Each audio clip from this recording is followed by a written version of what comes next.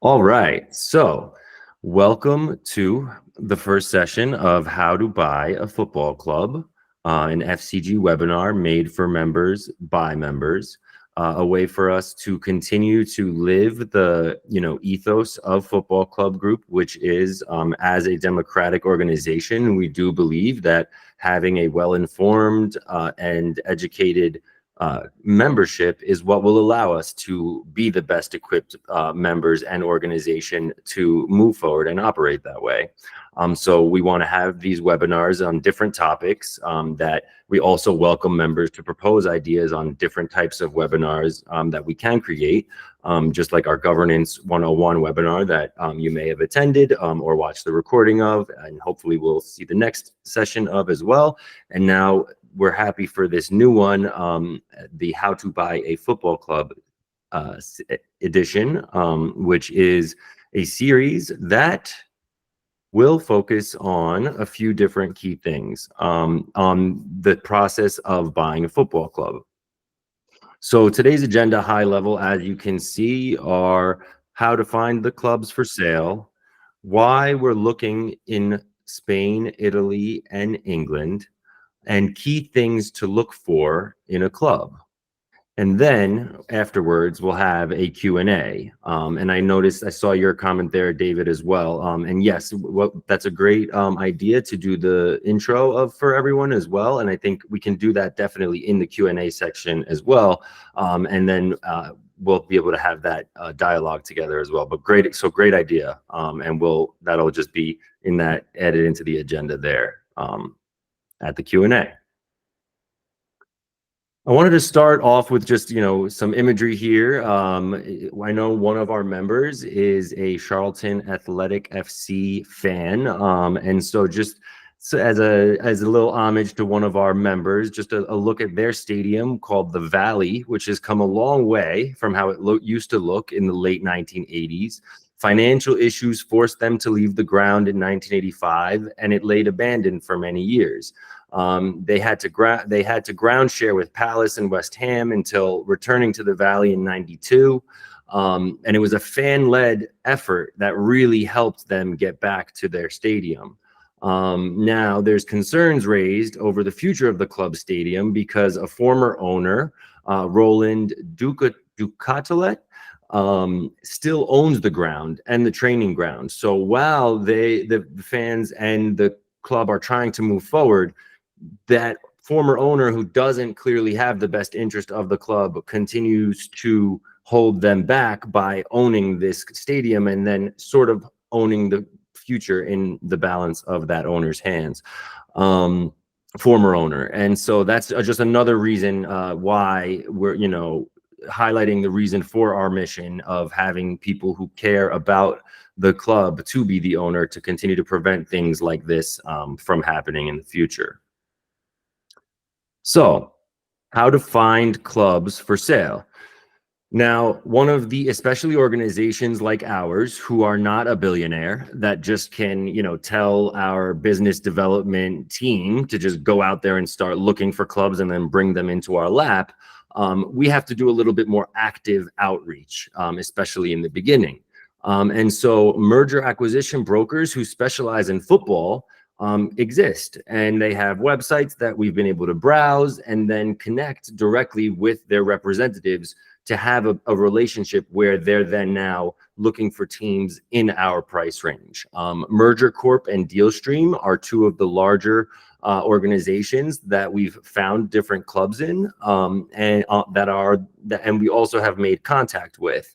And so, for instance, Merger Corp, we now, I'm also at a level of being at WhatsApp with one of their representatives who is looking in clubs in Italy as well. So there are levels that we're able to then continue to reach with these organizations who are constantly getting influx of deals and sort of aggregating them for folks as well. So now another way is directly reaching out to current ownership of attractive clubs. So let's say, as we're getting a better idea of the type of price range we're going to be able to find, or we see a club that's for sale at a certain price range, we might notice a club in the same league as them that is maybe a little bit more attractive, and they might not be listed for sale or known for sale on some of these brokers. But as we'll continue to learn in these webinars, a lot of clubs happen to be for sale even when they're not listed, because listing usually is the last measure they try to get to. They try to find deals within their network beforehand, but there's a lot of clubs for sale a lot of the time. And so if we find a club that we actually think might best fit us and might cost around that range, we can reach out to that club and find out if maybe they're willing to sell. And then another way we're going to even get to find that out, which I sort of alluded to, is just continuing to establish relationships with football insiders, agents, and executives.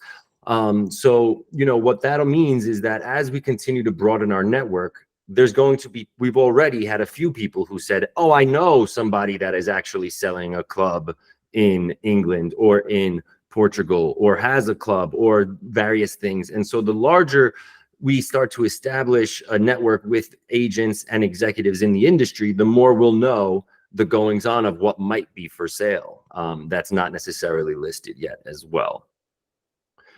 And then at the end of the day, due to the nature of our particular project, and us being public, once we raise a certain amount of funds, we anticipate that, since we've already had a couple of people reach out directly with knowing that there's a club for sale, and we haven't even raised a significant amount of funds yet, once we've raised a certain amount of funds towards our goal, it is a guarantee that we will get influx actually of clubs that are for sale but don't want to be listed yet, right? And so then they're they're currently reaching out to current other people to try, and broker dealers and wealth management firms and different types of executives to try to get the feelers out to the wealthy individuals. And then their feeler people might see our story and say, hey, we should reach out to them and see if they can buy it. So we anticipate that as well will help us find more clubs.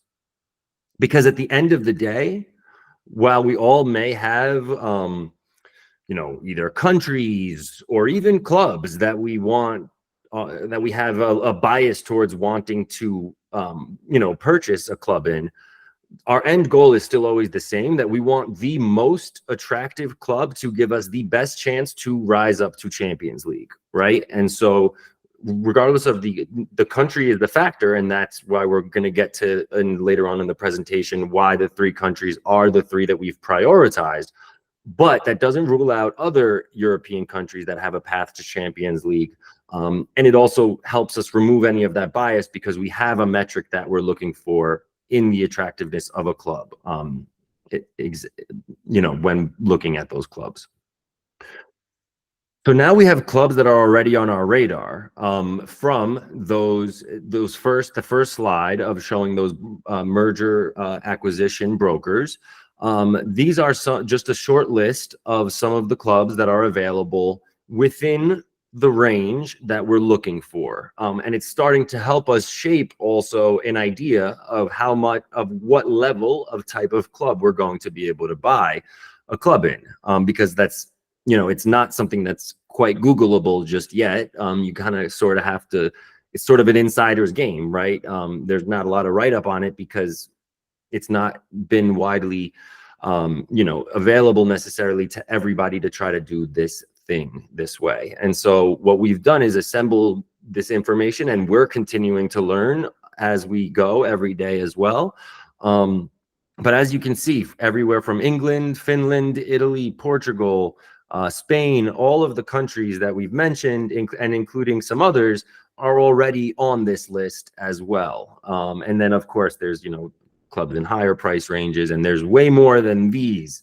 This is a short list because we wanted to just show an example of, even just right now, these are just clubs that are already at the merger broker stage in our price range even, let alone all the clubs that might actually be for sale.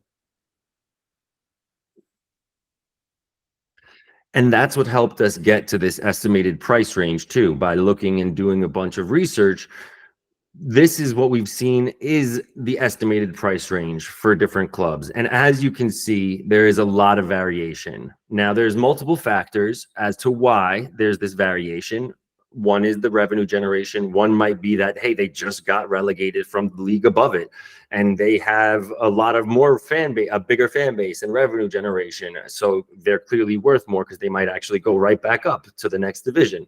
Another thing is that some clubs own their stadium, where some clubs lease their stadium. We're going to dive deeper into that in later episodes and sessions, but that's another major factor that is a really big differentiator in where prices are for clubs. Because if you own the stadium, yes, that comes with a good upside too, but it also comes with a higher cost, and so that will factor in here as well. As you can see, I've highlighted in green here what leagues it might end up putting us in the price range where we would also still be the most competitive. Now, and then you can also see obviously some other leagues where we may be able to participate, but clearly we wouldn't have that same financial dominance that we would hope to garner some immediate improvement and success, because we maybe be spending a little more on the club and have a little less in the reserves, as well. Quick little brain break, just with an image here again, before we move on to the next section, which is why we're looking at clubs in Spain, Italy, and England. As you can see just from this image of English football club, that the fans care. We own our football club is something that fans in Europe and other places around the world outside of America especially are very familiar with. And it's us as an American organization that's sort of doing this learning about member-owned organizations, but it is something that is as old as football. And as many of us early members know, we're just trying to make sure that it's the future of football as well, and not just getting lost in the weeds with the billionaires, having their way with our game. So we're going to look into these different countries, some pros and cons of each country's league system. And what I want you to remember as we do this, though, is that just because one country has a pro listed doesn't mean that the other countries don't also have that. Same thing with cons. It just means that when we're weighing them out, that for that country, it specifically happens to have a bit more of a pro or a con than the others. And of course, the Q&A section will be a great place for us to have a discussion about that too, if anybody has other opinions or anything on that too, because we're ever learning and ever wanting to get more information that could provide us the best answer. So, diving into the UK, the land of football origins. Obviously the high revenue potential is there. Everybody knows the biggest money in football is in the Premier League and the English football system. So the lower English leagues benefit from the commercial revenues and broadcasting deals. So there is that opportunity for strong financial growth. Global brand expansion, same thing. It has the largest reach of all of the leagues as well, as far as how many people around the world watch the league. Now, the lower leagues not, but once we get to Premier League, right? And so the robust regulatory framework is the next one, that the governance is clear. Financial fair play regulations are some of the most advanced in the world. Now, many of us will agree there are lots of improvements that still need to be made. But of course, when we're just looking at all the leagues and where these types of regulations exist, and how easy it is to understand them, England and the United Kingdom have done a good job of sort of leading the way with that as well now. I should say, from the leagues we're able to buy a club in, because of course I want to give a shout out to our CGO who's from Germany. Patrick would be in my ear saying, well, Germany, on the other hand, has also even more robust, but we can't buy a club because of how robust it is and how localized it is, right, in Germany, and their 50+1 rule. So moving on to 4, The competitive promotion rewards, again, if we could get to Premier League, there's an extremely large financial reward there. The local support in England and UK and the dedicated local fans at every level ensures that there's steady match day revenue and community engagement if we deliver the product, right? Even just showing, if you've watched the Wrexham documentary for the Americans, in the room, and seen how that lower league club, how many people still show up to, that stadium to support that club. And you'll see that as not necessarily the pro only for UK, which is why these three, make it to the list. But, the infrastructure and facilities is the final pro that we've listed here as, the fact that many clubs boast modern stadiums and training facilities because of the fact that most money has gone into this system. And so therefore, of course, the infrastructure may be a little more set up than some other places. But with that comes the cons. All this money that's going into it is a pro and also a con for an organization like our own because of the financial disparities. We are competing with the richest football investors in the world in this system. And so that allows for a little bit harder of a climb, even though there's money coming in. So that's where sometimes you're going to see there is a bit of a trend where sometimes there's overlap between what's a pro and a con, depending on which way you're looking at it. That financial disparity then leads us to have overspending risks, where that competitive push might lead us to try to do something to even get to that higher level that would put the club. And we've seen, I'm sure UK football fans can tell you countless stories of clubs that have overspent to try to make it happen and it doesn't pan out. High competition level, again, very competitive. There's not as many clubs in the division to compete with, and so therefore it's the money that's going into them highly competitive. And then the reliance on TV revenue is pretty big in the UK. And so depending on the broadcasting deals that happen, which can fluctuate, it can impact your financial stability. Now, no one here is thinking that the UK's broadcasting rights are going to necessarily go down. But as other leagues continue to take share away from them and continue to grow, since they are number one, typically it's harder for number one to continue to grow as much as in that lane, especially, than it is some of the others. Player recruitment challenges can be a little bit more difficult due to how hard it is to get up the system. So there's not as much of the promise as getting to Premier League as there might be in some of the other lower leagues, where the path to get to the higher league may feel slightly easier. And then another con is the Brexit impact. It's not the biggest of all cons, but new work permit rules post-Brexit do complicate the signing of international players. That extra little complication of other European players coming to play in UK does add a little bit of an issue. So that's why it would be listed as a con. Off to Italy, a concerto of passion and tradition.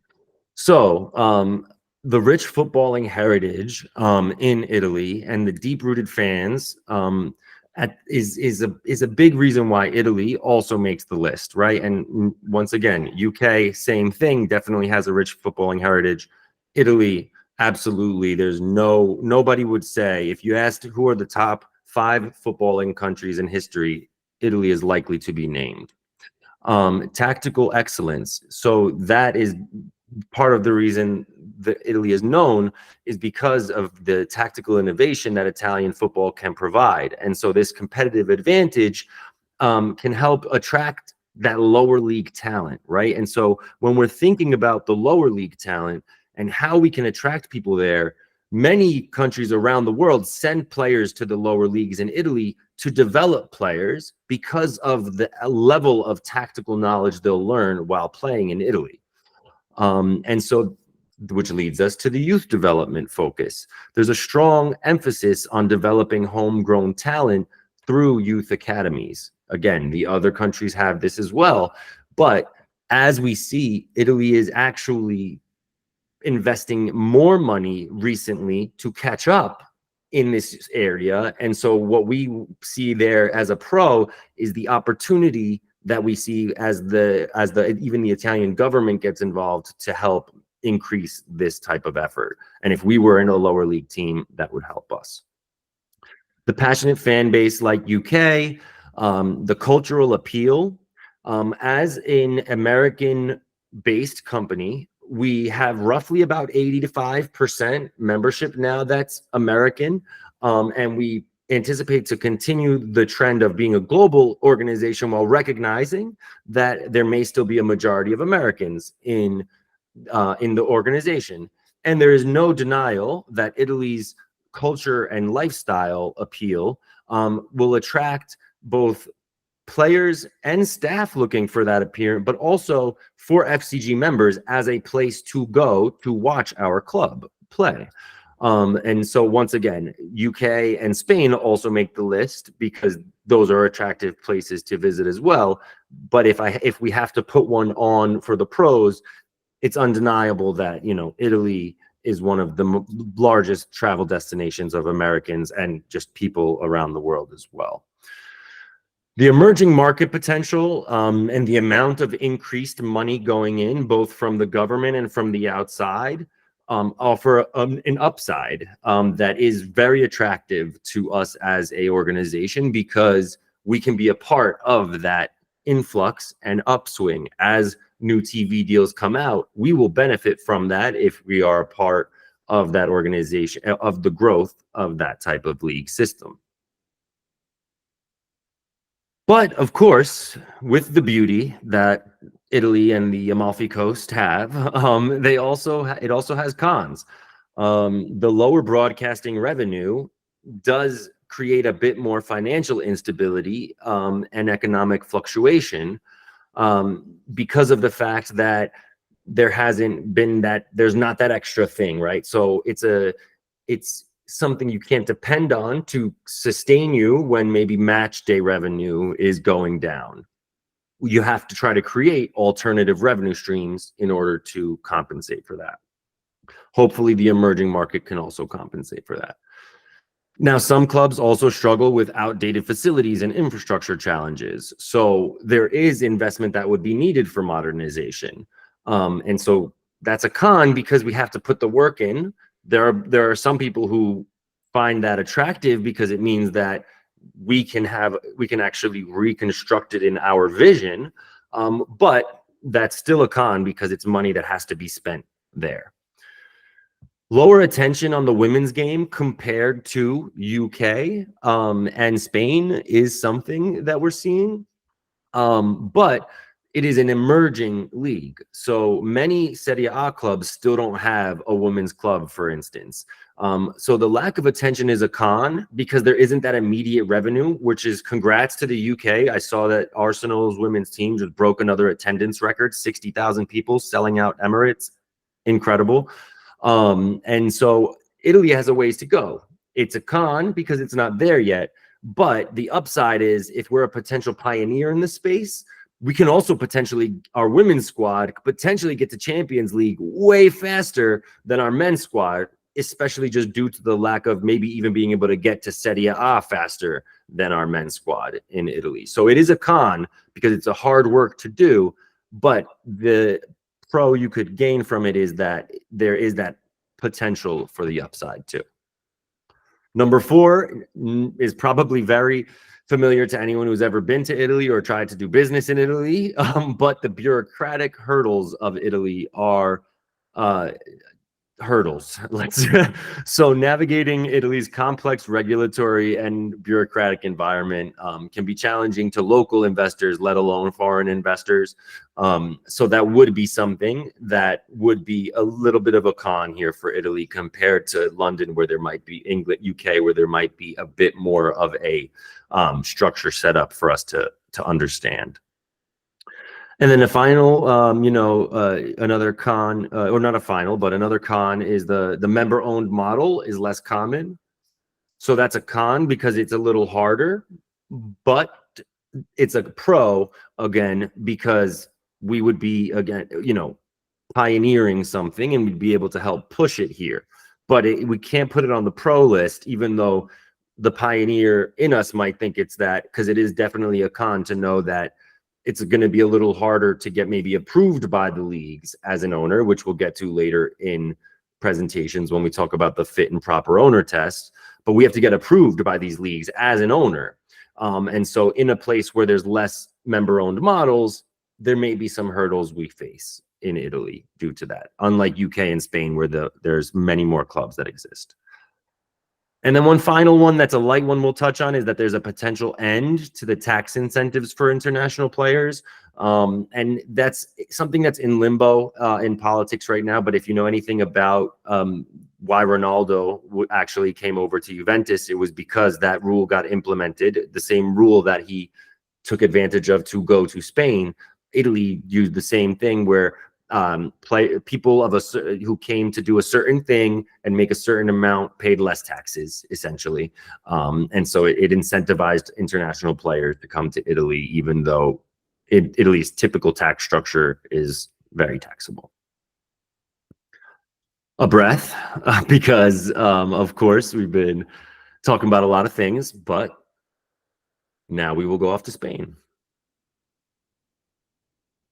So the technical skill development in Spain is world renowned, right? You can think about FC Barcelona's academy and the level of players that they've put out in our generation. The cultural richness that you see, and the deep connection to football with the local support, just like those other clubs, is very apparent other countries, is very apparent in Spain. Youth academy prestige is even higher than any of the other countries that we spoke of as well.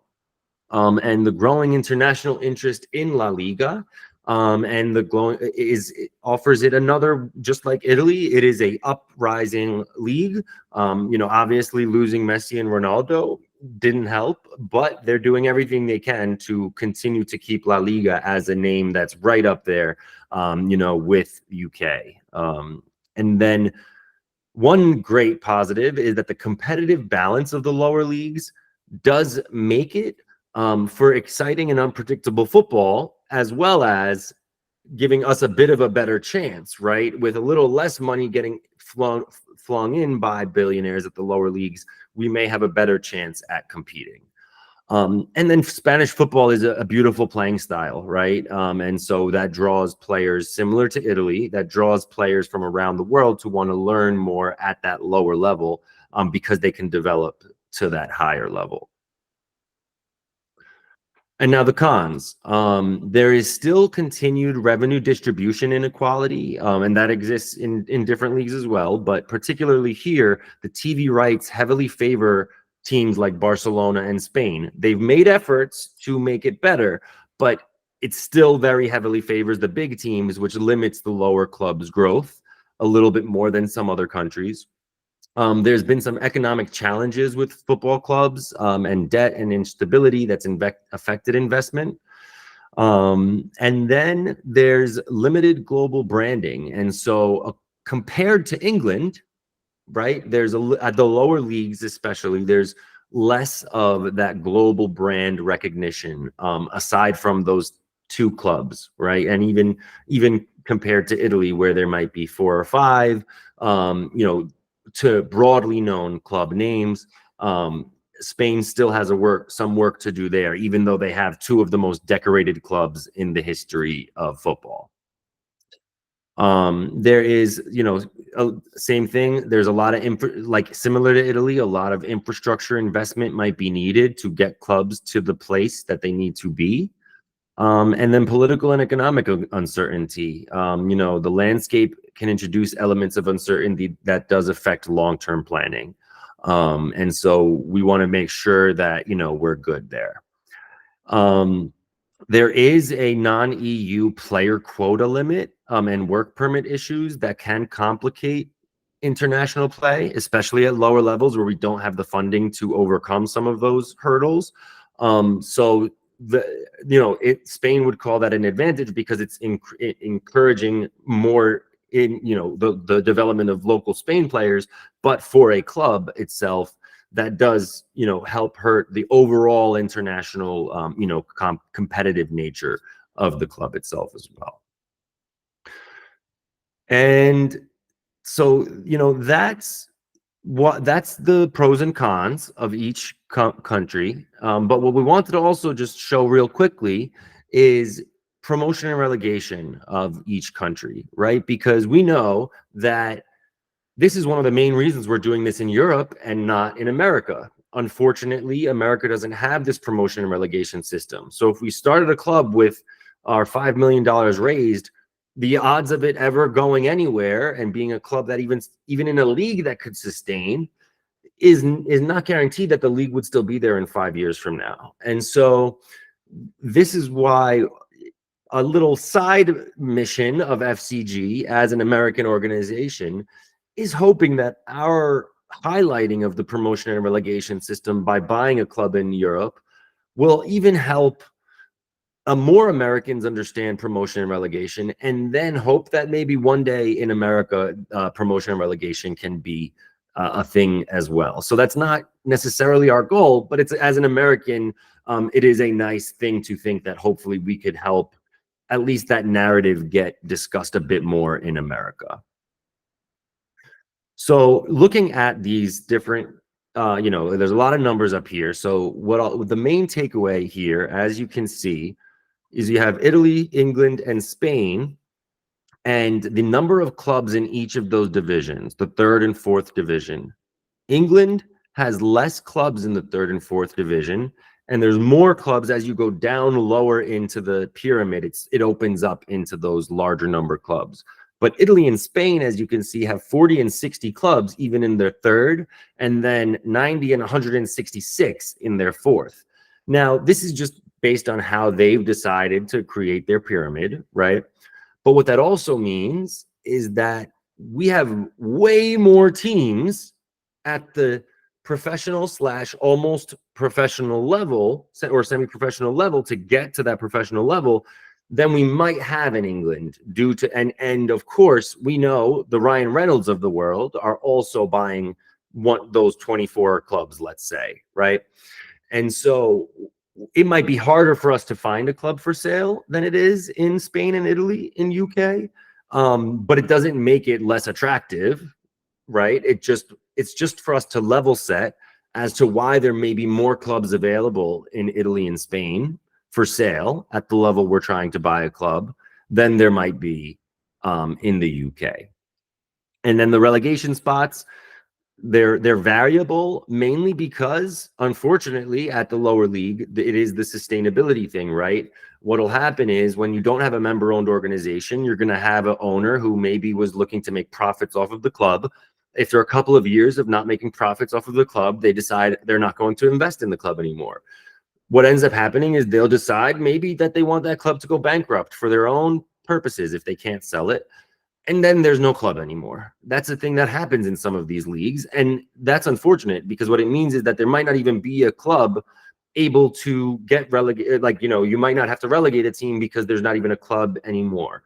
Or a club can't get promoted because they can't actually, sustain financially into the next one. And so that's why we're being super diligent about buying a club for half of the amount we raise, so that we always have our reserves and our annual member dues to sustain us regardless of the environmental conditions. If another, knock on wood, if another, hopefully it doesn't happen, but if another pandemic comes and people can't go to the stadiums for a couple, a year, we have the ability to sustain ourselves as a member-owned organization, whereas other types of ownership doesn't have that same luxury.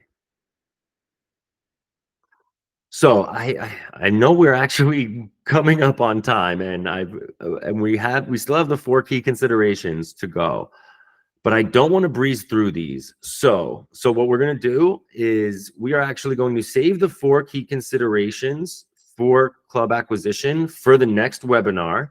As you can see here, we have these 4 key considerations, and then a nice image here. But for the next dinner, we were going to do a deep dive into the considerations. But I think what I'd rather do now is set this extra, any time that you guys have to stay for Q&A, I will stay. And then we will next session go into the key considerations, and that with the deep dive at the same time. And we'll also discuss why so many clubs are for sale. So with that being said, I'm going to stop the recording, and then we will begin the Q&A.